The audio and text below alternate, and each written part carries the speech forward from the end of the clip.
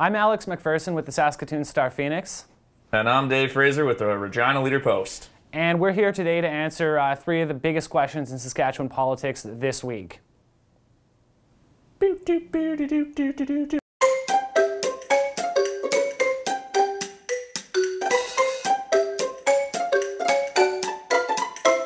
Now that the deadline has passed to sell memberships, it's all about getting the vote out. So people are just going to be trying to get as many people who have signed up, become party members to vote. Mail-in ballots can be sent in the next couple of weeks here, and it is really all about mobilizing your team, the network that you've put in place, and really just working towards that get the vote out effort.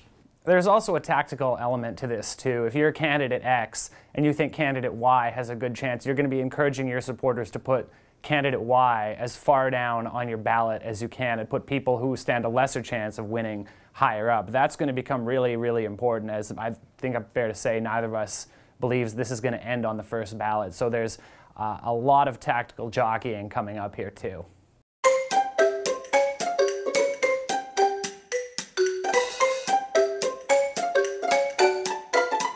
As we said a minute ago, the second and third, maybe even fourth ballot choices on this preferential ballot are going to be huge.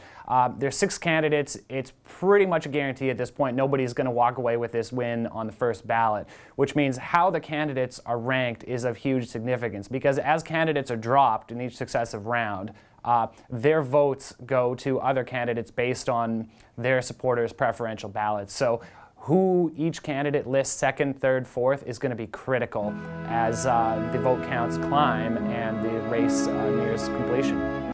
If you're Alana Cook or Scott Moe right now, you're probably trying to get as many of those people out of the camps from the other. If you're somebody like Tina Beaudry-Miller, who at this point is probably going to be coming in 5th, maybe 6th place, you're maybe trying to figure out where your votes are going to go. If Gord Wyant is probably looking at a lot of Tina Beaudry-Miller's votes to see how many he can pick up there. It may not be significant in some cases. It may be significant in others. Somebody like Cheveldayoff, he could have really strong first ballot performance.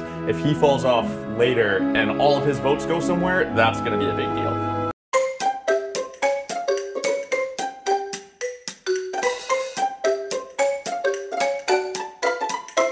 If I knew that answer, I feel like I would be getting paid a lot more than I'm getting paid for to write for the newspaper right now. It's really tough to tell who's going to win this leadership race. There's arguably 4 frontrunners. There's 6 people in the race. That's 2/3 of the people who have a legitimate chance of winning this race right now. But because I just feel like picking somebody right now, I'll say Alana Cook. Like Dave said, it's really hard to tell who's going to win. It's going to be one of 4 people, almost certainly. That's Gord, Alana, Scott, or Ken.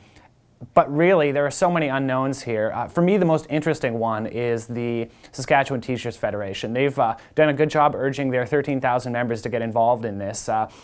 STF hasn't endorsed a candidate, but it stands to reason that a lot of those teachers are going to line up behind Gord Wyant, and that could prove to be a decisive factor.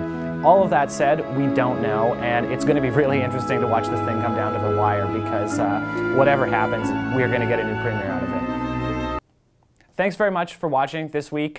We're taking a break over the holidays, and we are aiming to be back in 2 weeks with another video and another leadership campaign notebook, and a lot more politics to talk about. We're going so don't let anything fun happen while we're gone.